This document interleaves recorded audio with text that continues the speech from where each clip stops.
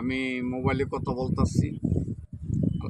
মোবাইলের কথা হচ্ছে আল্লাহ রসুল, নবীজি, মা ফাতেমা, হাসান হোসেন। আল্লাহর কাজ যে করবে সে দুনিয়াতেও পাবে শান্তি, আখিরাতেও পাবে। আর আল্লাহ পাক বলছে, নবীজি বলছে যে যদি হে বান্দারা, তোমার বাপ মা যারা আছে, বাপ মারে খুব আদর মহব্বত সোহাগ করবা, বাপ মার দিকে চোখ গরম করে কথা বলবো না, কোনো কথা বলবো না, ভালো ব্যবহার করবা, ভালো আচরণ করবা, তাইলে আল্লাহ খুশি হবে। আশেপাশে যারা আছে, আশেপাশে পশিগণ, তারাও খুশি হবে।